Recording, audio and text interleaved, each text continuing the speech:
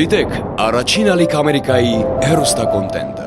Բաժանորդագրվեք առաջին ալիք Ամերիկայի YouTube-յան ալիքին First Channel America։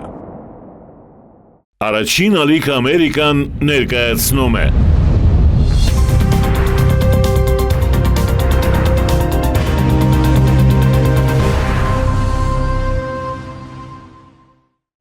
Ողջույն, առաջին ալիք Ամերիկայի եթերում հայրենակիցն է։ Կան մարդիկ, որոնց համար վերադարձը հայրենիք պարզապես աշխարհագրության փոփոխություն չէ, այլ այնպիսի գաղափարների իրականացման հնարավորություն, որի արդյունքում հիմնովին փոխվում է միջավայրն ու հանրային տրամադրությունը։ Մեր այսօրվա զրուցակիցը արվեստաբան է եւ համադրող։ Ծնվելով Փարիզում եւ ունենալով բազմաթիվ գրավիչ հնարավորություններ, այնուամենայնիվ իր մասնագիտական գործունեությունը գիտակցաբար կապել է Հայաստանի հետ։ Նրա աշխատանքը դուրս է եկել թանգարանային միջավայրից, հասնելով համայնքներ եւ հանրային երկխոսության տարբեր հարթակներ։ Նաիրի Խաչատուրյանի հայրենադարձության պատմությունն ենք բացահայտելու։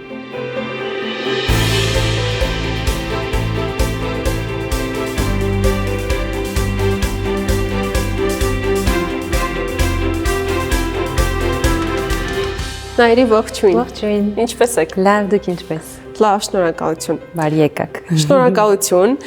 Ահա կոլեկտիվի ստուդիայում ենք եւ շատ գեղեցիկ եւ շատ հետաքրքիր միջավայր է։ Ընթացքում մեր հեռուստադիտողներին ավելի մանրամասն կծանոթացնենք այս գեղեցիկ վայրին։ Այժմ մեր զրույցը սկսենք նրանից, թե ինչպես է ստացվել, որ ծնվելով եւ մեծանալով Ֆրանսիայում, ի վերջո որոշեցիք տեղափոխվել հայրենիք։ Կյանքի ուրիշ փուլը սկսվեց 2015 թվականին մի տարով էի ծրագրավորել տեղափոխվել Հայաստան, ավարտել էի իմ արվեստի պատմության ուսումը Սորբոնի համալսարանում Փարիզ եւ մի տարով ինձ հրավիրեցին, որ Կոմիտասի թանգարանը, որ նոր էր բացվել, միանամ իրենց աշխատակազմին եւ ղեկավարեմ ցուցադրությունների բաժինը։ Մի տարին ծնագնդիկի նման դարձավ 11 տարի։ Ճիշտն ասած, երբ ուսումս ստանում էի Փարիզ, մենք միշտ ընտանիք ամառները շատ ենք գնացել եկել Հայաստան եւ մորս հորս շրջապատը Հայաստանում եւ Ֆրանսիայում արվեստի դաշտի մարդիկ էին եւ շատ էի շփվում ավելի ավագ սերնդի արվեստագետների, երաժիշտների, գիտնականների հետ։ Այնպես որ մի տեսակ խորտ չէր Հայաստանի միջավայրը ինձ եւ ինձ էլ արդեն ուսումից ժամանակ սկսեց հետաքրքրել թե Հայաստանում ովքեր են արվեստագետները, ինչ թեմաների շուրջ են աշխատում, ինչպես են մտածում, թանգարանները ինչ հավաքածուներ ունեն, որովհետեւ Ֆրանսիայում մեծանալիս այդքան շատ Հայաստանի ժամանակակից արվեստի դաշտից տեղյակ չենք լինում։ Այնպես որ ինձ որպես արդեն մասնագետ արվեստաբան եւ համադրող հետաքրքրում ծանոթանալ ժամանակակից արվեստի դաշտին Հայաստանի, այնպես որ երբ մի տարով եկա եւ սկսեցի արդեն նոր ընկերներ ձեռք բերել եւ սկսել այցելել արվեստանոցներ, ծանոթանալ արվեստագետներին, շատ բնականորեն մնացի եւ այսօր ձեզ իմ ցուցասրահում եմ հյուրընկալում։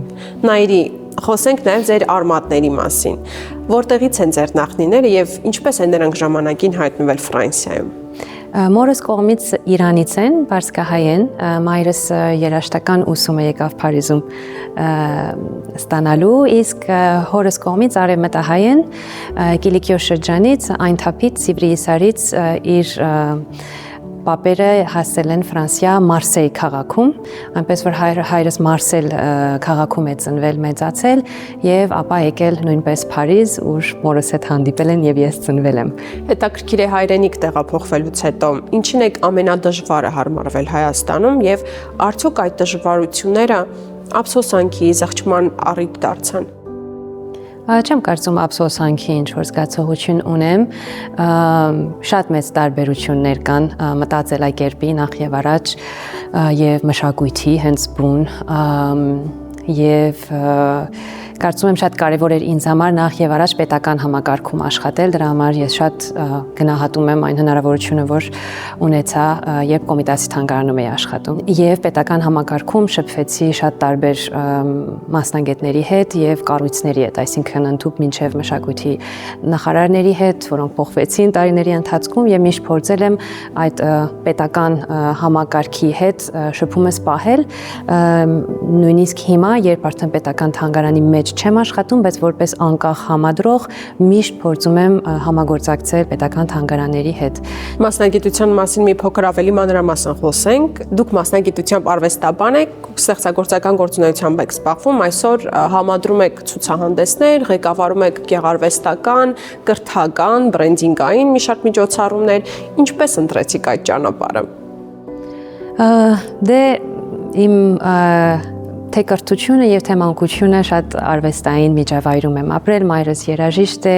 հայրս զբաղվել է մշակութային ժառանգությամբ, գիտությամբ եւ ես փաթախվել եմ արվեստի դաշտի մեջ եւ Փարիզում եմ մեծացել, այնպես որ արվեստը դա ուղղակի առօրյա է եւ լեզվից ու հաղորդակցությունից սկսյալ արվեստի մեծ զգայունություն կա, այնպես որ մեծ բախտ եմ ունեցել, որ այդ միջավայրում եմ մանկությունս ապրել։ Հետո արդեն ընտրեցի այդ մասնագիտությունը համալսարանում եւ երբ տեղափոխվեցի Հայաստան, հասկացա, որ այն պակասը, որ ես զգում էի որպես սփյուռքահայ դրսում, մեծանալիս եւ շատ քիչ նյութ ունենալով մեր հայկական ժամանակից արվեստի վերաբերյալ, մտածեցի, որ միգուցե իմ ներդրումը, ինչ փոքր մասշտաբով որ կարող է այդ մեծ բացերը որ կան, ինչ որ չափով փորձեմ լրացնել կամ զարգացնել, այսինքն թանգարանային ոլորտում Հայաստանում անել այնպիսի ցուցադրություններ, որոնք իրոք քննադատական միտք են առաջացնում։ Արվեստային առումով փորձարարական նախագծեր, շատ տեղանքի հետ, կոնտեքստների հետ անմիջական շփում ունեցող նախագծեր, որպեսզի ժամանակից արվեստը չմնա զուտ այլընտրանքային ինչ-որ միջավայրերում, այլ ստեղծագործենք համայնքների հետ, այնպես որ այդ տեսակ նախագծեր,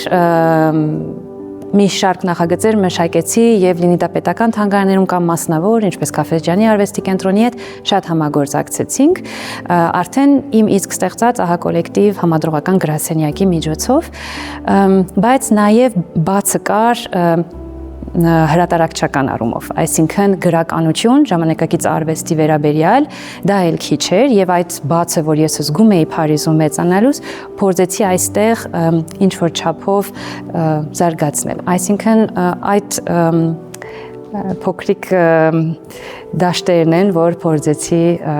իմ մոտեցումով լրացնել հնարավորինս։ Նայրի, հետաքրքիր է, որ պետական համակարգում երկար ժամանակ չմնացիք եւ շատ ժամանակ չանցած արդեն հիմնեցիք ձեր սեփական ստուդիան, խոսքը ահա կոլեկտիվի մասին է։ Ինչպես առաջացավ գաղափարը եւ ինչով է այժմ այդ կոլեկտիվը զբաղվում Հայաստանում։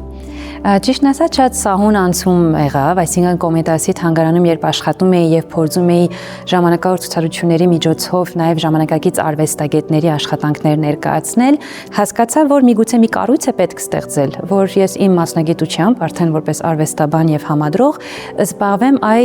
համադրողական նախագծեր մշակելով եւ արվեստագետներին, ովքեր անկախ իրենց արվեստանոցներում ստեղծագործում են, կամ գիտնականներին, կամ արխիվներ չբացահայտված, արդի կամ արվեստագետների ժառանգորդների հետ աշխատելով մշակել հետազոտական եւ ցուցադրության նախագծեր, որոնք արդեն կներկայացնենք տարբեր թանգարաններին ըստ իրենց բնույթին։ Այսինքն մի անգամ Ջեյմս Թուֆենկյանի հետ համագործակցեցինք եւ իր անհատական գորգերի, պատմական գորգերի հավաքածուն որպես ցուցադրություն համադրեցինք Պատմության թանգարանում, բայց եղել է այլ նախագծեր, որ նույնպես արել ենք հենց Կոմիտասի թանգարանում, արդեն որպես անկախ կոլեկտիվի համադրողական գրասենյակ։ Այլ նախագծեր կան, որ Քաֆեջյանի արվեստի կենտրոնում ենք մենք ներկայացրել։ Բայց կամաց հասկացա, որ միայն պետական կամ մասնավոր թանգարաններում չի, որ պետք է ժամանակակից արվեստը ներկա լինի, այլ նաև հանրային տարածքներում եւ մի շարք ցուցադրություններ հնարավոր եղավ իրականացնել եւ համադրել հանրային տարածքներում, լինի դա հրապարակի գեղեցիկ մետրոյի կայարանի վերևի հանրային տարածքում կամ Սիրահարների այգու Բաղրամյան փողոցի վրա, ավելի ազդագրային արվեստի, որը հետաքրքիր է այստեղ էլ հիմա ցուցասրահում տեսնում ենք, նյութներ ավելի ներկայացնում եւ կամաց արդեն Երևանից գնացինք դեպի մարզ եւ հասկացանք, որ ժամանակակից արվեստը նույնպես պետք է ապակենտրոնացնել եւ սահմանամերձ գոտիներում լինեն նաև ժամանակից արվեստի տարբեր նախագծեր։ Եվ մի շատ մեծ նախագիծ իրականացրեցինք շատ տարբեր արվեստագետների, ճարտարապետների, մարդաբանների ու պատմաբանների հետ Վերիշենի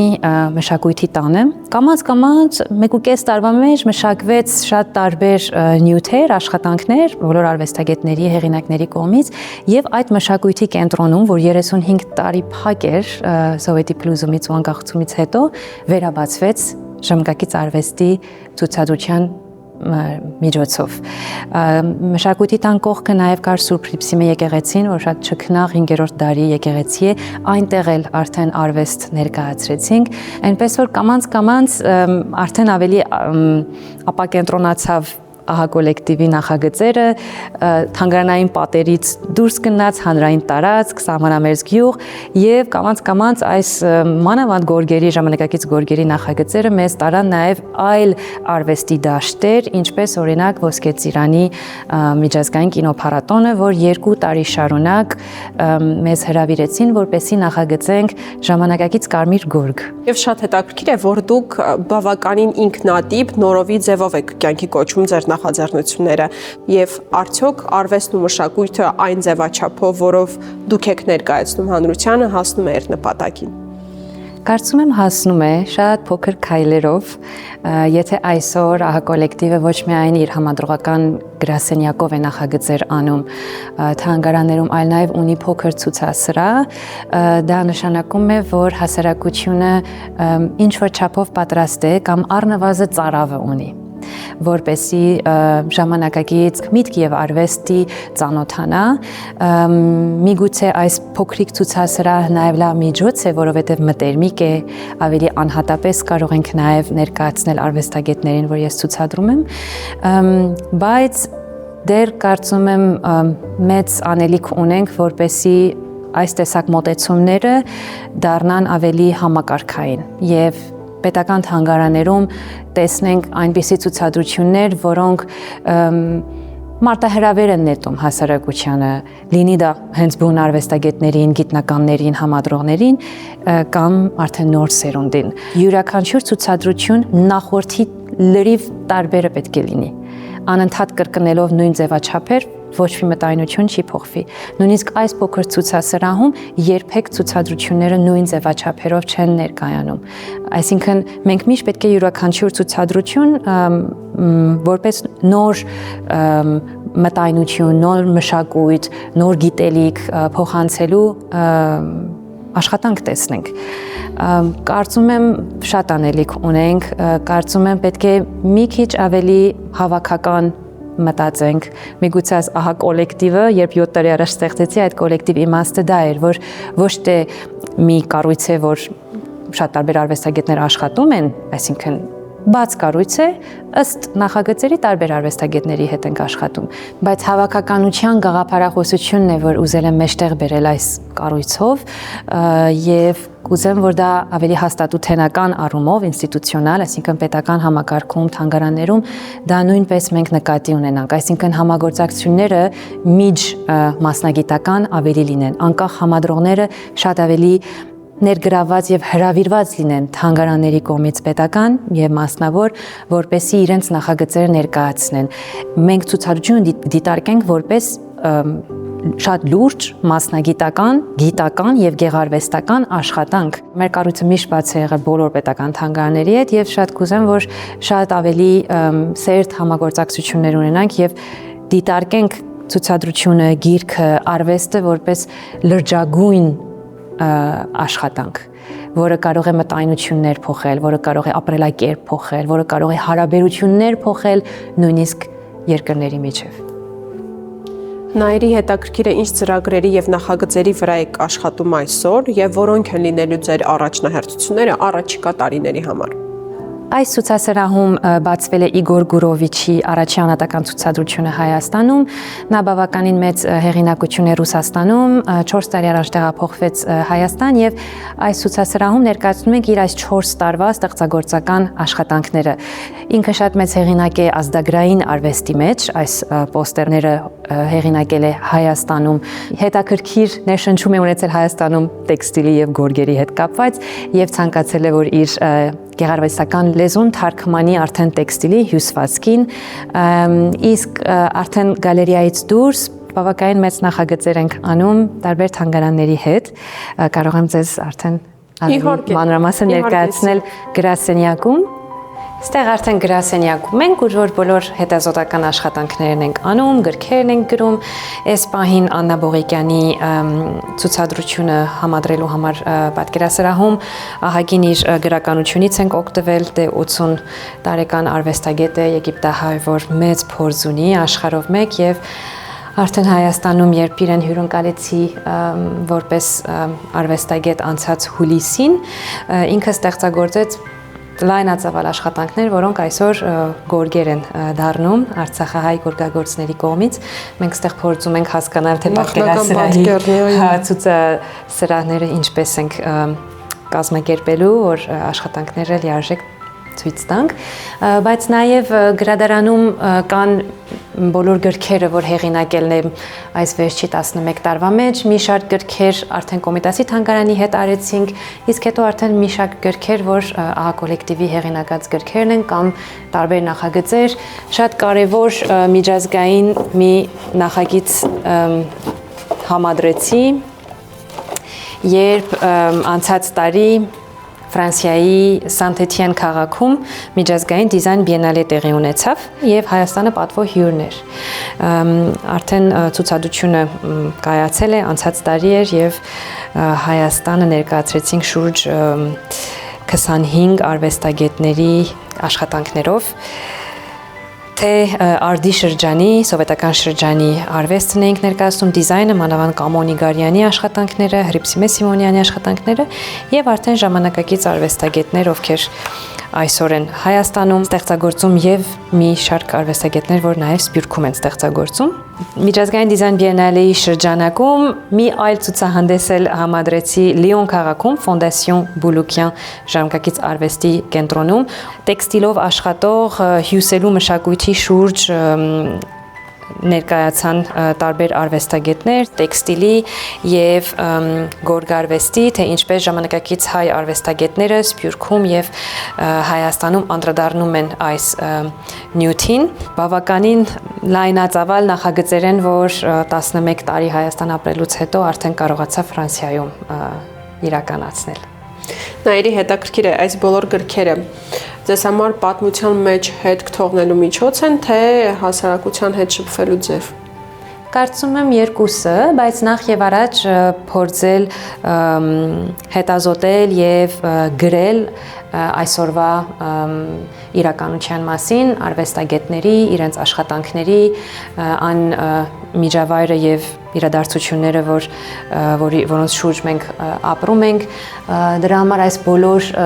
գրքերը փորձում եմ երկլեզու անել, որպեսզի անշուշտ կրթական նյութ դառնա արդեն ապագա սերնդի համար, բայց նախ եւ առաջ, որպեսզի այսօրվա մենք մեր ժամանակաշրջանը գրքի մեջ փորձենք ամփոփել եւ վերլուծական նաեւ նյութ տրամադրենք հասարակությանը։ Եվ այս երկլեզվությունը ապահովում է նաեւ, որ կարողանանք ժամանակակից հայկական արվեստը նաեւ տարածենք դրսում գրքի միջոցով։ Նաիրի, ինչ է տվել Հայաստանը ձեզ։ Որն եք համարում հայրենադարձության ձեր որոշման ամենակարևոր ձեռքբերումը։ Հայաստանը տվել է ինձ իմ մասնագիտությունը զարգացնելու հնարավորություն, քանի որ մեր արվեստի դաշտը դեռ այդքան ձևավորված չէ, ժամանակակից արվեստի դաշտը իրոք հրավիրում եմ բոլոր սփյուռքահայերին, ովքեր այս ոլորտում են աշխատում, որպեսզի գան եւ միասին ձևավորենք եւ զարգացնենք դաշտը եւ նաեւ վերաիմաստավորենք դաշտը։ Մեր նման երկրում, երբ դեռ շատ բան պետք է մենք ստեղծենք, կարող ենք նորովի մտածել, թե ինչպես ենք ուզում այս դաշտը ձևավորել եւ արևմուտքի կամ այլ երկրները իրենք ներշնչվեն Հայաստանի փորձից։ Նաիրի, ինչն է ձեզ մոտիվացնում եւ մղում նոր նախագծերի։ Պետք է կյանքը լինի անվերջ ստեղծագործություն, դրա համար ամեն մի նախագիծ, երբ ավարտվում է, հաջորդը ծնվում է։ Ինձ համար կարևոր է ամեն օր լինի ստեղծագործության օր, ստեղծարար օր եւ եթե այդ մտայնությամբ մեր հոգին լցնենք, կարծում եմ կիրականանա։ Նաիրի, դուք բավականին երկար ժամանակ եղել եք հայկական Սփյուռքի ներկայացուցիչ։ Հետաքրքիր է ինչպես եք մտածում, ինչ պետք է անել, որպեսզի Հայաստան-Սփյուռք կապը ավելի ամրապնդվի։ Ունենք այս առումով երկկողմ ակնկալիքների վերարժևորման, վերաձևակերպման խնդիր։ Հա, ամբողջովին պետք է Սփյուռքը ինքը իրեն վերանայի, այսինքն շատ հնացած կառույցներ են, ոչ մեկը այն որակով եւ մասնագիտական մակարդակով չի աշխատում, որ պետք է աշխատի։ Բոլոր կառույցները մնացել են շատ հին մտածելակերպով, Հայաստանի հանդեպ վերաբերմունքը նույնպես շատ հնացած է, այսինքն